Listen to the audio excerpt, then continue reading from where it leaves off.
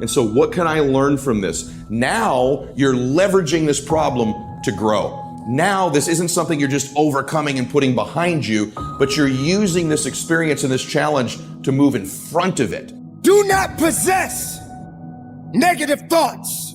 Do not possess negative ideas, for you are responsible for the actions that you take in your life.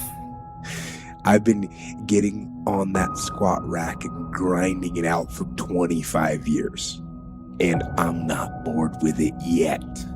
It might seem like that's an unwinnable battle. Not just get it behind you. There's a big difference in that perspective. What's great about this problem?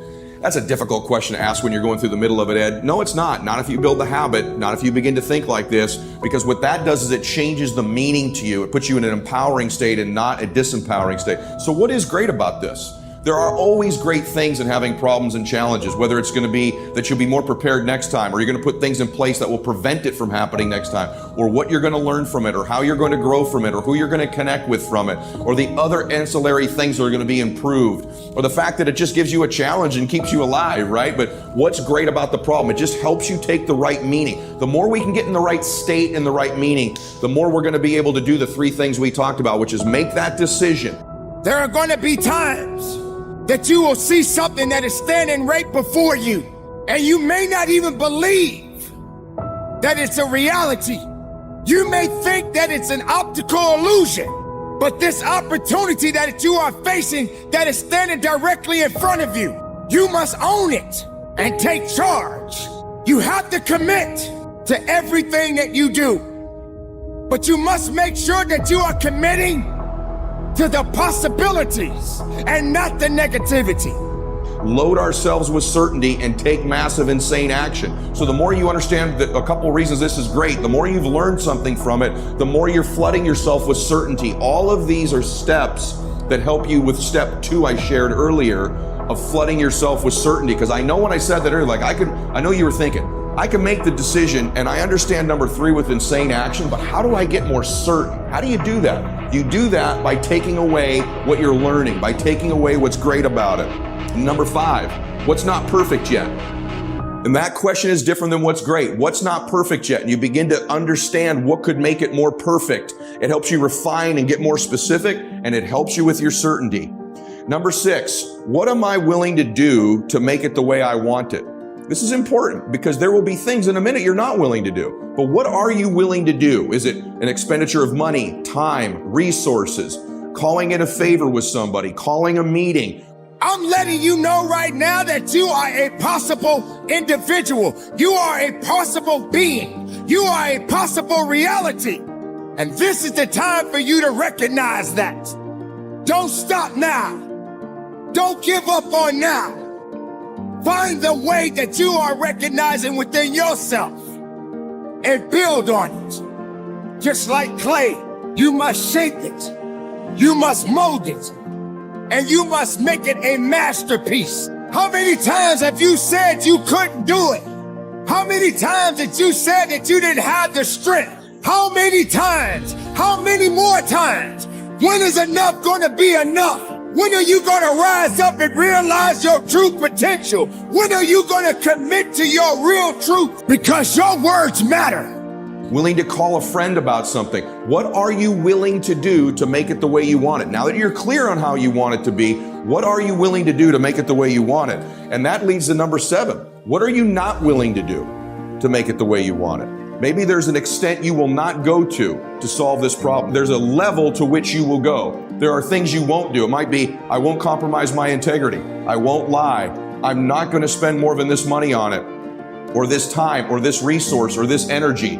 This is important to quantify as well because it helps create for us more certainty and it gives us more clarity. I won't do this. I won't cheat. I won't be unethical. I won't raise my voice. I won't ruin a relationship over this. It might be with a person at your job or who works for you, and they're creating a problem for you. I've had situations like this. A few weeks ago, one of my colleagues was not holding up their end of the bargain on their work, and I wanted to solve that problem. And I thought about how I could grow from it, what was good about it, what I could learn from it. I got resourceful about it. But really, to me, it's not about winning. It's the battle itself. It's the struggle. It's the daily test. That's what life's about. Not just physically, but mentally. Getting that rock to the top of the mountain. That's not what my goal is. My goal actually is pushing the rock. Because pushing the rock, that pushes me. That makes me tougher. And when you acknowledge that, when you understand that you're looking at a distorted view of the way the world is, you realize that you can adopt a different distortion. You can adopt a distortion that allows you to see things more clearly, that allow you to see things in a way that empower you. And that should always be the first step, is figuring out not what is, not what you can change, but instead understanding what you need to change it to. And understanding that that change comes from inside you. It isn't a manifestation that you have to make in the outside world first. It's a change you have to make inside yourself. It is a shift of perspective. It is simply stepping to the side of what you're used to and how you're used to seeing things, and understanding that in reframing things, you take that negative and turn it into something that builds you up. But you've got to choose. You've got to decide. You've got to believe that you can do it. But once you believe that you can see things in any way that you need to reach your goals, your life will change forever. That makes me harder mentally and physically. It gives me much more than I give it. I want to struggle. I want to grind and claw and scratch, and I want to dig in, and I want to push. And I don't want it to end. If I ever got the rock to the top of the mountain and it stayed there, I'd push it back down myself. I don't want to rest, and I don't want to coast. And I don't want to reach a point in my life where I say, that's it, I've done enough. I'm not going to give anymore. I'm not going to push anymore. No. That relentless cycle of day-to-day challenges. Because you'll actually reach your goals. As Helen Keller said, optimism is the faith that leads to achievement. Nothing can be done without hope and confidence.